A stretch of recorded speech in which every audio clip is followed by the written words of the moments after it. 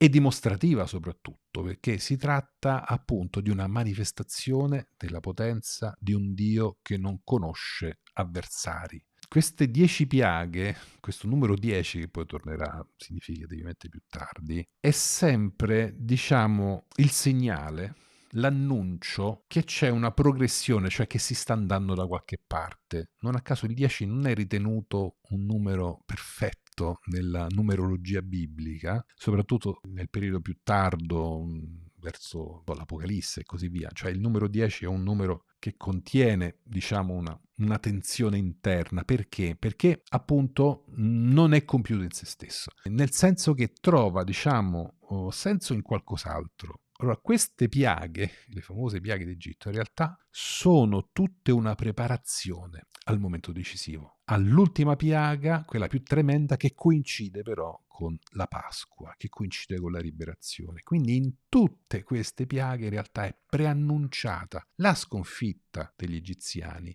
e la liberazione di Israele e soprattutto appunto la sua Pasqua.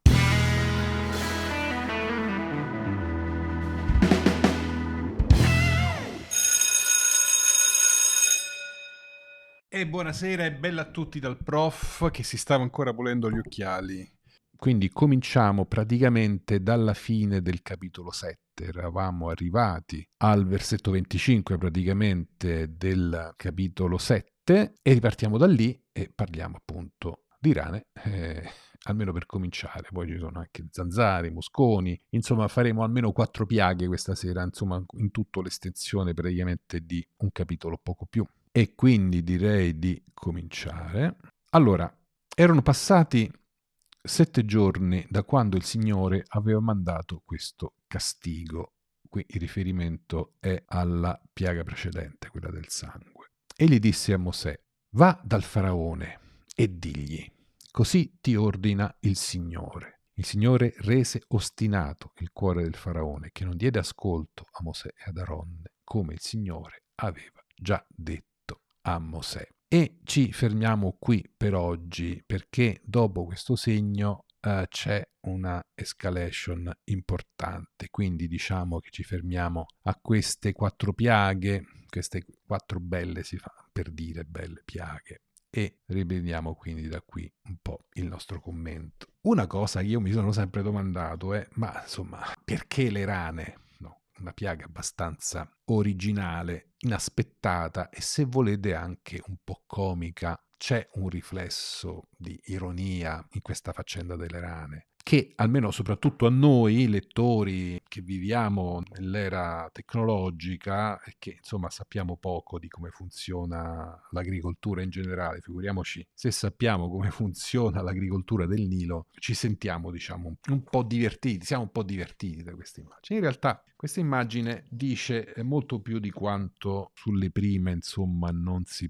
possa dire, e vi mostro, se riesco a farlo, perché come sapete il prof è sempre un boomer, questa immagine qui rispetto a voi, alla mia destra, che sarebbe la vostra sinistra, e cioè l'immagine di una dea egizia. Questa dea si chiama Heket o Hakat, insomma dipende un po'. Sapete che noi in realtà abbiamo ricostruito anche abbastanza artificiale la pronuncia dell'egiziano geroglifico, quindi in realtà non siamo sicurissimi sulla pronuncia dei nomi egiziani. Insomma, questa dea, come vedete, ha in mano un bastone, che di solito è appunto simbolo di potere, ha in mano il simbolo della vita, simbolo decisivo, che poi è associato appunto alla donna, vuol dire anche fecondità, vuol dire fertilità, vuol dire vita, vuol dire nascita e anche rinascita, con una testa di rana. Come mai? Allora, tutto questo dipende proprio da quello che noi sappiamo anche della cultura egiziana. L'Egitto ha sempre vissuto, soprattutto quando era appunto un'antica potenza militare ed economica nel suo periodo di massimo splendore, e anche per molto tempo dopo, ha vissuto soprattutto grazie al fiume Nilo, come tutti sanno, e soprattutto alle esondazioni naturali che hanno formato per tantissimo tempo una fonte di irrigazione con pochissima fatica. Non c'era bisogno di scavare i canali perché faceva tutto il fiume, quindi si trattava soltanto per gli egiziani di controllare, diciamo, queste esondazioni periodiche che lasciavano, come sapete, il famoso limo, che era una terra fertilissima.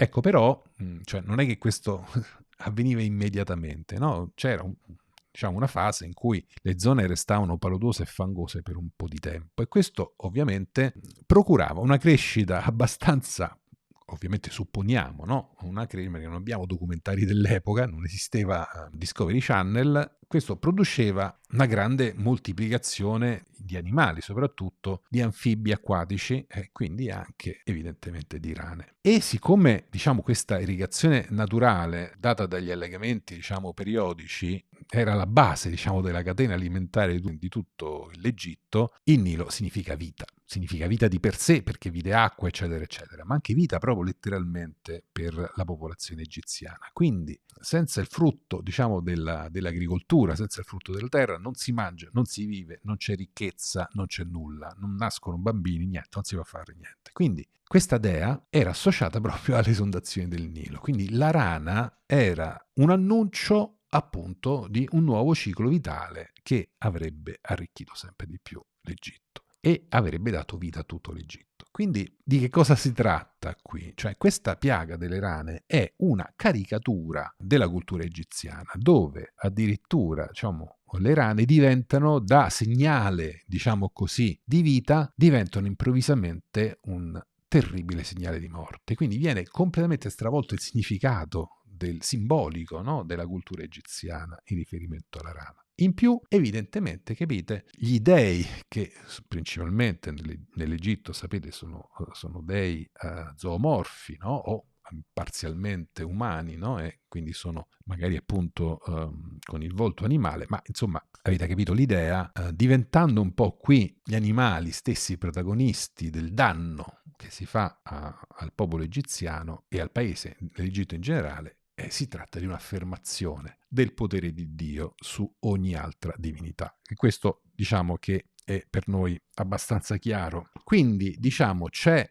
una certa ironia, c'è anche un certo umorismo, però c'è anche un grosso, tremendo presagio. Ciò che di per sé la natura offre come vita diventa in questo caso fuori controllo, completamente fuori controllo. Quindi diventa nelle mani del dio guerriero di Israele, nelle mani del nome, uno strumento per colpire l'Egitto. Quindi siamo di fronte a un'immagine che è umoristica e grottesca. Qui non c'è l'intenzione diretta di uccidere, perché insomma le rane di per sé non uccidono nessuno, però ciò che di solito è, diciamo, un segnale di vita diventa qui la realtà quotidiana di una vita insopportabile, perché le rane sono veramente dappertutto, no? Sono dappertutto e coprono tutto. Di nuovo, avete visto, c'è anche una certa ironia nella descrizione degli eventi, cioè si dice a un certo punto, innanzitutto il Signore dice a Mosè di comandare ad Aronne, c'è ancora questa catena, poi non si menzionerà più, insomma poi sarà un pochino più diretta, avverrà un pochino più, diciamo, immediatamente questo agire di Dio nei confronti dell'Egitto. Ma si dice al versetto 3 del capitolo 8, anche i maghi con i loro incantesimi fecero la stessa cosa. E così nell'Egitto le rane aumentarono incredibilmente. Vedete, vi accennavo anche prima, no? Cioè l'intervento dei maghi dell'Egitto. Ecco, quando pensate a maghi, però non dovete pensare, soprattutto se si tratta di maghi di corte, non dovete pensare, per capirci, all'apprendista stregone in fantasia di Walt Disney. Cioè non si tratta di un uomo con il cappello in testa, non è mago Merlino, il mago tradizionale della Bibbia. I maghi o i magi di solito sono personaggi di corte che sono depositari di conoscenza. Sono depositari della conoscenza soprattutto astronomica, quindi diciamo che costituiscono un'elite che ha a disposizione e tramanda letteralmente attraverso le generazioni tutte le conoscenze di un popolo. Quindi si tratta in realtà oggi diremo più degli scienziati e degli ingegneri, no? Che persone che fanno le magie. Nello stesso modo dobbiamo intendere per esempio i famosi maghi o maghi che vanno da Gesù a portare i doni. Ecco, non si tratta di persone che praticano le arti magiche. Questo è interessante quando si parla di magia in certi contesti nella Bibbia, perché a volte l'idea non è tanto riferita alla necromanzia, no? Cioè quindi all'idea, non so, per esempio di evocare i morti, che in altre pagine bibliche vediamo e viene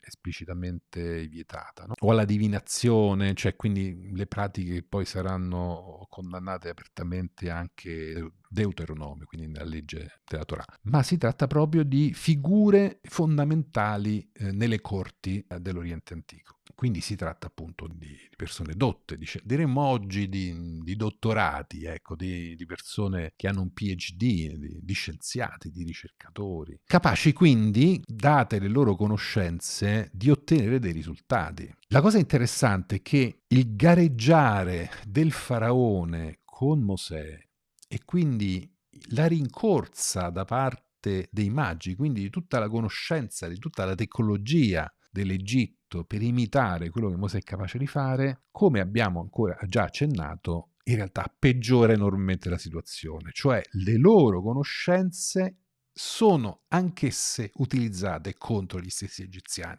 Capite? Quindi si tratta proprio di una situazione senza scampo. Gli egiziani cercano di tenere il passo, no, con il potere scatenato da Mosè, ma nel fare questo in realtà danneggiano anche a loro volta tutto il popolo. Quindi Mosè scatena le rane e gli egiziani, i maghi egiziani, per mostrare che insomma questa non è una potenza divina, fanno la stessa cosa, però questo peggiora le cose. Vedete dove sta la differenza? La differenza qui, e questo è molto interessante per comprendere anche come mai per molte piaghe, no, i maghi tengono il passo di Mosè. In realtà il testo vuole mostrare che non è tanto il prodigio in sé, non è tanto l'evento in sé, non è il potere del bastone e non è l'effetto anche di quel potere, cioè il fatto di trasformare l'acqua in sangue o appunto di scatenare, come vedremo, rane, mosconi e ulcere, no? Ecco, tutto questo. Non è tanto questo il segno della potenza divina, ma il fatto che in qualunque modo tu cerchi di affrontare, di fare fronte, di opporti a questo potere, questo si ritorce comunque contro di te. Cioè, in realtà, la mano divina si vede nell'intento, si vede nell'effetto che va oltre il fatto in sé. Cioè, qual è l'obiettivo di Dio? L'obiettivo di Dio non è la trasformazione della polvere in zanzare, non è la trasformazione dell'acqua in sangue, non è quello l'obiettivo divino. L'obiettivo divino è colpire l'Egitto con tutta la durezza possibile. E questo è talmente vero ed efficace che persino gli egiziani che cercano di tenere il passo a Mosè non fanno altro che eseguire la volontà di Dio. Cioè il potere di Dio non dà scampo, questa è l'idea che c'è dietro, non dà scampo anche se tu sei capace di fare lo stesso prodigio, diciamo così, quello comunque sarà usato da Dio a tuo danno, cioè non c'è niente da fare. Quando Dio ci si mette non c'hai proprio scampo, l'idea è esattamente questa. Ti puoi opporre con tutte le forze, ma questa tua stessa opposizione contribuirà a compiere l'opera di Dio, non la tua, non il tuo intento, ma quello di Dio. Quindi viene così, diciamo, delineata l'impotenza del male. Questa è un'idea che poi viene ripresa anche nella filosofia cristiana, no? Che persino Satana, persino il diavolo, con tutta la sua potenza, quando compie e fa del male, in realtà non fa che compiere l'opera di Dio e quindi a lungo termine, a medio o a lungo termine, a volte anche spesso a breve termine, come in questo caso, non fa che compiere appunto la volontà di Dio. E quindi quel male, per esempio, può diventare punizione per gli stessi egiziani, come in questo caso. Vabbè, però questo sarebbe un discorso più lungo, ma per farvi comprendere come il potere divino non si manifesti tanto nel prodigio in sé, ma nell'intento che c'è dietro quel prodigio, nell'effetto oltre la immediatezza. Quindi siamo oltre la magia, siamo oltre la tecnica, siamo proprio nel campo del piano divino. E qui Dio è schierato in battaglia contro il faraone, ricordiamocelo questo, cioè schierato dalla parte degli oppressi, poi vedremo più chiaramente come si sviluppa questo concetto. Cioè dopo le rane abbiamo questa cosa delle zanzare. Tutto nasce dalla polvere. Cos'altro nasce dalla polvere? Vediamo se ve lo ricordate, se siete brevi alunni. Lo sapete, ricordate la maledizione, purtroppo, divina ad Adamo ed Eva dopo il peccato. No? Dalla polvere sei nato e alla polvere tornerai. La polvere evoca la fragilità umana, l'inconsistenza. della vita umana rispetto appunto alla potenza di Dio che l'ha tratta dalla polvere. Quindi la polvere è la materia stessa di cui è fatto l'uomo. Quindi nel fatto che questa polvere diventa il fastidio per eccellenza, anche qui viene minacciata direttamente la vita, è comunque una piaga che crea sofferenza e di nuovo c'è, sotto l'apparente banalità del segno, c'è di nuovo una profonda ironia, cioè, anzi un sarcasmo sulla natura di chi si oppone a Dio. Tra l'altro, diciamo, la piaga viene descritta in maniera quasi esagerata, perché si dice neanche un granello di polvere è rimasto praticamente, cioè tutta la polvere dell'Egitto si è trasformata in fastidiose zanzare, quindi veramente un'immagine terribile che comporta una grandissima umiliazione. E qui abbiamo a che fare per la prima volta con una resa, cioè c'è proprio una bandiera bianca da parte dei magi che abbiamo menzionato prima. Un po' perché forse non è rimasta più polvere da trasformare, un po' perché effettivamente adesso i poveri maghi si sentono sorpassati a destra. No, noi questa cosa non riusciamo a farla. E vedete, c'è dietro quello che vi dicevo prima, no? È soltanto Dio che può trasformare la polvere. È soltanto Dio che può trasformare qualcosa che è morto in vita. Di nuovo, mentre per esempio ciò che precedeva, no? Abbiamo insomma l'acqua che diventa sangue, l'eccesso delle rane, no? Che da vita si trasforma in presagio di morte, in fastidio. Vedete, c'è qualcosa di negativo. Invece la polvere che si anima, cioè il fatto stesso che qualcosa di morto diventi vivo, ecco, questa cosa non la possono fare i maghi egiziani. Voi mi direte, l'avevano fatto con il bastone. Ecco, però vedete, il bastone già ha una specie di richiamo simbolico al serpente, al drago, come dicevamo, no? Però qui, siccome la polvere ha un riferimento diretto alla creazione dell'uomo, c'è l'evocazione, sottotesto, no? In diretta, ma per chi ascoltava e leggeva questa storia, che conosceva molto bene anche la storia della creazione, è un rimando diretto a un'opera che soltanto Dio può fare. Tra l'altro, questa osservazione da parte dei maghi, questa loro bandiera bianca, non possiamo farci nulla, questa non può che essere opera di Dio, è una affermazione pubblica, cioè appunto sembra quasi un'affermazione di fede, no? Cioè qui noi non possiamo farci niente, questo è un prodigio divino. Qui i maghi egiziani sembrano un po' quei medici, no? Che devono analizzare i miracoli, no? Che a volte ti dicono no, questo non è un miracolo, questa è una cosa che si può spiegare in termini scientifici, allora insomma non si parla più di miracolo. Se volete un po' come la sindone, perché per esempio io vi dicevo la sindone per me non si può considerare un miracolo, o comunque che poi sia una reliquia o no, è un discorso, se volete, più complesso, no? Ma, o un documento del passato, ma in realtà se io posso riprodurre, tu non mi puoi dire è un'immagine che non si può riprodurre artificialmente, se poi qualcuno la riproduce artificialmente. Capite cosa intendo dire, no?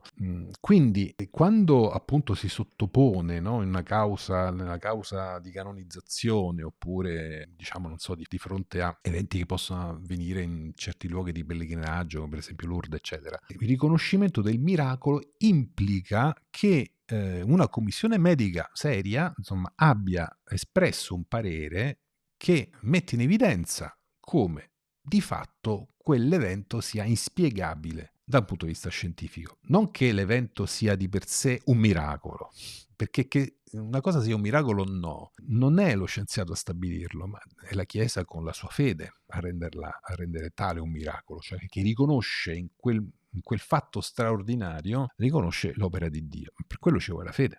Ma qui siamo di fronte, capite, a una cosa del genere, e cioè alla constatazione da parte dei magi, al certificato che questa cosa, insomma, non si può spiegare in maniera diversa se non che è opera di Dio. Dio di Israele ha vinto i maghi d'Egitto, ha vinto la tecnologia egiziana. Dopo le zanzare, i mosconi. Allora, diciamo, questa proliferazione di insetti, ancora qui non è direttamente morte, ma lo è indirettamente perché diventa la devastazione di un intero paese. A un certo punto si dice esplicitamente, se andate a vedere per esempio il versetto 20 del capitolo 8 si dice esplicitamente: il Signore fece così, uno sciame di mosconi invase il palazzo del faraone, le case dei suoi ministri e tutto l'Egitto. Cioè qui i mosconi non danno scampo a niente a nessuno, sono veramente penetrati ovunque. E poi dice il versetto 20 sempre: tutta la regione era infestata dai mosconi. Qui però il testo originale dovrebbe parlare proprio di territorio, polvere, paese, cioè il terreno, l'Adamà, per nuovo l'Adamà primordiale, dalla quale poi è stato fatto Adamo. Quindi tutto è completamente infestato, cioè tutto viene avvelenato, tutto viene inquinato. Un paese intero è devastato da questa epidemia di moscone, da questa situazione incredibile. Come vedete anche qui c'è un cenno, no? Sempre forte al Dio creatore di Genesi, cioè come il Dio creatore di Genesi creava e dominava le forze del caos. Qui questo stesso Dio creatore domina e scatena il caos della natura contro gli egiziani. Gli egiziani, ricordate sempre che da un punto di vista ebraico, ma anche e soprattutto dal punto di vista della cultura antica, non sono innocenti. È vero che per noi, adesso vedremo, saranno coinvolti anche gli animali, persino i bambini. Tutto questo diciamo che trova molta resistenza, se non una totale negazione, nella nostra cultura che concepisce, giustamente, perché insomma non è che possiamo tornare indietro, almeno io non me la sento di farlo, sente come primaria la responsabilità individuale. E questo anche sarà un elemento recuperato dai Vangeli, no? Soprattutto nell'idea del giudizio universale che riguarda appunto tutti gli uomini uno per uno, quindi non i popoli tutti insieme. Quindi ci sarà uno sviluppo anche nella stessa idea della responsabilità personale o collettiva. Però siamo in un'epoca in cui la responsabilità collettiva è importante. Responsabilità collettiva che intendiamoci esiste ancora adesso, no? Cioè tuttora noi oggi riteniamo corresponsabili di un crimine coloro che tacciono, che per esempio si rifiutano di protestare contro un crimine o che fanno finta che non ci sia, no? In questo senso tutto il popolo tedesco a un certo momento è stato accusato di collaborare per esempio col nazismo, proprio perché sono stati testimoni a volte silenziosi, no? Non so quanto questo si possa effettivamente affermare storicamente, ma per esempio questa idea di responsabilità collettiva è stata presa molto sul serio, per esempio ricordo nei casi di liberazione dei campi di concentramento si racconta, no, che i soldati a volte costringevano tutti gli abitanti delle zone circostanti a passare di fronte a questi cumuli di cadaveri per vedete quello che è successo qua dentro, no? Come a dire questo non può non essere anche in qualche modo colpa vostra, cioè dovete essere consapevoli e responsabili, ciò non soltanto che i vostri capi hanno fatto, ma anche di quello che direttamente o indirettamente anche voi avete fatto col vostro silenzio, no? Allora, diciamo, non siamo a questi livelli, però qui, quindi si tratta di un'analogia, però qui c'è l'idea, insomma, della responsabilità collettiva. Quindi tutto viene coinvolto in questa azione divina punitiva e dimostrativa soprattutto, perché si tratta appunto di una manifestazione della potenza di un Dio che non conosce avversari. E questa è una cosa che dobbiamo tenere presente. Queste 10 piaghe, questo numero 10 che poi tornerà significativamente più tardi, è sempre, diciamo, il segnale, l'annuncio che c'è una progressione, cioè che si sta andando da qualche parte. Non a caso il 10 non è ritenuto un numero perfetto nella numerologia biblica, soprattutto nel periodo più tardo, verso l'Apocalisse e così via. Cioè il numero 10 è un numero che contiene, diciamo, una tensione interna. Perché? Perché appunto non è compiuto in se stesso, nel senso che trova, diciamo, senso in qualcos'altro. Allora, queste piaghe, le famose piaghe d'Egitto, in realtà sono tutte una preparazione al momento decisivo, all'ultima piaga, quella più tremenda, che coincide però con la Pasqua, che coincide con la liberazione. Quindi in tutte queste piaghe in realtà è preannunciata la sconfitta degli egiziani e la liberazione di Israele e soprattutto appunto la sua Pasqua. Tutto questo, no, in questa lotta di ostinazione che si alterna a momenti, diciamo, a spiragli da parte del faraone, che però poi ci ripensa. E questo ripensarci del faraone viene reinterpretato teologicamente come una volontà divina, perché si va davanti. Cioè il faraone, in un certo senso, dalla prospettiva biblica del racconto, deve ostinarsi perché si compia la Pasqua. Un po' appunto, ricordate come nel racconto evangelico Giuda e i farisei devono cercare di tradire e uccidere Gesù perché si compiono le scritture. Questo fa parte di un piano divino, però nello stesso tempo non esime la responsabilità delle persone in gioco. Tutto questo ovviamente richiede poi una spiegazione teologica, ma diciamo che a livello del testo del racconto la spiegazione narrativa è più che sufficiente. Cioè, siccome il narratore di fondo di tutta questa storia, cioè chi dà senso a tutti questi eventi è Dio stesso, dal punto di vista di Dio è necessario che il faraone si resti ostinato. Quindi è lui di nuovo il regista. Ricordate anche il discorso di Giuseppe ai suoi fratelli, no? Il Signore ha voluto, no, che voi combinaste quello che avete combinato nei miei confronti perché poi tutto il popolo si salvasse. Quindi c'è comunque dietro tutto questo, appunto, una logica. Quindi non è tanto, vedete, da considerare in primo piano il problema filosofico del libero arbitrio nei confronti dell'uomo. C'è qualcosa, diciamo, di più sottile nel messaggio biblico. C'è la definizione, la dichiarazione di un Dio che tesse le fila degli eventi, tesse, diciamo, l'ordito delle cose, delle realtà che accadono, perché il risultato complessivo corrisponda appunto a un suo progetto. Un Dio regista, un Dio sceneggiatore, ecco, per capirci. Un tessitore, no? Perché poi appunto trama, ricordate, no? La trama di un racconto. Trama è un'espressione che viene dall'ambito appunto della tessitura, no? Dell'industria, del tessile. La trama di un filo, la trama di un tessuto è appunto dà consistenza al tessuto stesso. Così la trama divina dà consistenza alla storia che viene raccontata, al significato di questa storia. È interessante che a un certo momento il faraone e Mosè si accordino perché il Signore ponga una pausa a questo flagello. Esplicitamente il faraone chiede appunto un break, cioè una pausa, e la fine di questa piaga a Mosè e concordano il momento. Questo è anche importante perché il fatto di concordare quando questa piaga sarebbe scomparsa, di nuovo decreta in realtà che tutto ha un'origine divina, cioè è una prova ulteriore per il faraone. Il faraone chiede segni e i segni gli vengono continuamente offerti, gli vengono continuamente dati, no?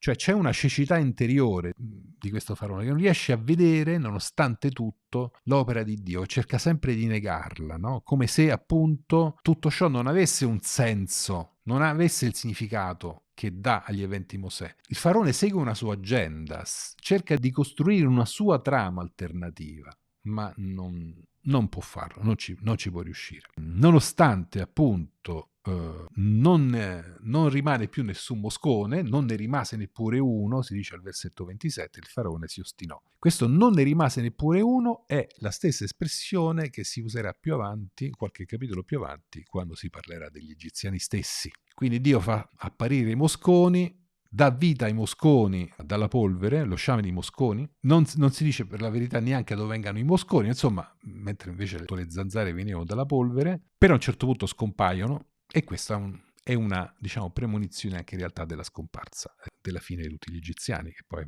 avverrà dopo. Ma quelli che inseguono Israele, non tutto l'Egitto, non viene sterminato tutto l'Egitto. No? Un'altra cosa interessante è che mentre questo avviene nel territorio dell'Egitto, nelle case degli egiziani e nella casa del faraone ovunque, si dice qui esplicitamente per la prima volta che gli ebrei sono risparmiati, cioè come se ci fosse una specie di cupola invisibile contro la quale i mosconi si vanno a schiantare e non possono attraversare. Questa cupola invisibile che protegge, adesso vediamo che protegge quindi anche tutte le altre piaghe, ma qui esplicitamente dai mosconi, è la terra di Gosen, la famosa terra di Gosen dove si erano stabiliti, ricordate, i fratelli Giuseppe con Giacobbe quando sono andati a vivere in Egitto. Quindi la regione abitata dagli ebrei è corazzata e difesa contro tutte le piaghe, in questo caso appunto dai mosconi. Anche questa constatazione, no, da parte del faraone lo fa infuriare ancora di più. E passiamo alla piaga successiva, la morte del bestiame. Anche qui questa idea della morte del bestiame, come vi dicevo all'inizio, ci colpisce nel senso che noi che abbiamo una sensibilità più animalista, almeno sulla carta, ci domandiamo come mai appunto coinvolti i poveri animali. Però anche qui in realtà dobbiamo ricondurre tutto all'idea che nella Bibbia c'è una simbiosi tra l'uomo e l'animale. Cioè, soprattutto gli animali domestici, gli animali di allevamento, sono al servizio, insomma, del sostentamento dell'uomo. Quindi ciò che viene colpito in realtà, quando vengono colpiti gli animali, è il lavoro e il sostentamento umano. E quindi questo tsunami, oggi diremmo di sfortuna, di sfiga, no? di morte, che comincia a avvicinarsi sempre più all'Egitto. Cioè qui si parla esplicitamente di morte. Da prima sono morti appunto tutti i mosconi, tutti insieme, come se fossero caduti tutti insieme. Quindi questa idea, come prima le rane, come i mosconi, come adesso gli animali, quindi questo paesaggio, diciamo, desolato, dove appunto intorno c'è soltanto morte, richiama di nuovo quello che accadrà più avanti agli egiziani che inseguono gli ebrei che attraversano il mare dei giunchi. Quindi c'è un connubio, no? Tra l'umano e l'animale. Quindi l'animale qui è prefigurazione in realtà del destino, diciamo, infausto che sta per colpire di nuovo gli egiziani. Di nuovo il faraone è colpito soprattutto dall'idea che invece a Gosen di nuovo non è morto nessun animale. C'è un gioco di parole, cioè la piaga viene descritta con la parola dever, che un po', capite, fa assonanza con un'altra parola famosa, davar, che significa cosa, parola, no? È come se la piaga, no, fosse una parola infausta, quindi una maledizione, che ha l'effetto contrario del davar, no? Cioè il davar è la parola creativa, no? Il dever diventa la parola distruttiva. È come se si fosse invertita la polarità della creazione nei confronti degli egiziani. Come vedete, dietro tutte le piaghe c'è sempre un elemento cosmico, naturale, un richiamo a Genesi, ma nello stesso tempo un richiamo alla Pasqua stessa, no? Cioè, in questa parte il libro dell'Esodo è come se collegasse Genesi alla Pasqua. Questa è l'idea che è sottostante. Chi ne subisce le conseguenze peggiori sono appunto i nemici di Dio, chi si oppone a Dio. Chi si oppone al Dio di Israele soprattutto, che dimostra la sua potenza contro tutti gli altri dei egiziani. Una cosa che il faraone a questo punto dovrebbe capire è che appunto questa morte che si avvicina sempre più pericolosamente alle case degli egiziani stessi. Dovrebbe, no, tutto questo accendere quel timore di Dio che dà inizio alla sapienza, che invece insomma qui non provoca se non ulteriore accecamento e ostinazione, come da copione, cioè come Dio aveva detto a Mosè. Concludiamo con l'ultimo accenno, quello delle ulcere. Diciamo, questa piaga colpisce adesso non più gli animali, ma gli esseri umani. Qui gli esseri umani cominciano a essere coinvolti. Una vera e propria escalation, c'è una gradualità. E questo è il segno, diciamo, più doloroso, più diretto, quello che colpisce più di tutti gli altri finora direttamente gli umani. Di nuovo si menzionano i poveri maghi, ma questa volta sono talmente sconfitti che escono di scena totalmente, cioè vengono chiamati in causa perché stavolta sono colpiti anche loro dalle piaghe, cioè loro stessi fisicamente sono colpiti, quindi è la dimostrazione finale della loro sconfitta, non possono più competere. Lo scontro ha raggiunto un nuovo livello di intensità. Tra l'altro, un ultimo accenno interessante, no? Vi ricordate la piaga, o meglio, il segno con cui Mosè doveva mettere la mano, no, nella tunica, tirarla fuori, mostrarla colpita dalla lebbra, no? E poi di nuovo guarita. Ecco, la parola parach, no? Che in realtà vuol dire scoppiare, si riferisce purtroppo, scusate se l'immagine è un po' grafica, ma alle ulcere, cioè quando si crea sulla pelle un'ulcera, questa tende, no, a gonfiarsi e poi a un certo punto a esprimere tutta la sua purulenza in una maniera, insomma, che non è bello immaginare, ma che di fatto è una esperienza umana, anche quella dolorosissima. E quel richiamo, cioè l'espressione ulcera e l'espressione lebbra all'orecchio dell'ebreo in ebraico, insomma, praticamente sono analoghe. Quindi questo dominio, no, di nuovo divino sulla pelle, diciamo così, degli egiziani richiama il segno sulla pelle di Mosè, sulla mano di Mosè. Ma lì è un po' come se si dicesse, no? Gli ebrei hanno creduto semplicemente perché hanno visto la pelle di Mosè essere colpita dal parach, no? Cioè essere colpita dalla lebbra, dalla ulcera, dall'esplosione della pelle, no? Qui tutti gli egiziani sono colpiti dalla stessa cosa, poi evidentemente anche questa piaga finisce, quindi anche a loro volta sono guariti, ma non cambia niente in loro, no? In questo senso l'ostinazione del faraone rappresenta la personificazione dell'ostinazione di tutto un popolo. E anche qui è cattivo auspicio. Questo segno della mortalità umana e dell'assoggettamento alla malattia dovrebbe essere considerato il faraone come un monito per prepararsi a conseguenze ancora più pesanti e come vedremo verranno, ma queste conseguenze pesanti coincideranno anche con una svolta completa della storia che continua nei nostri prossimi incontri.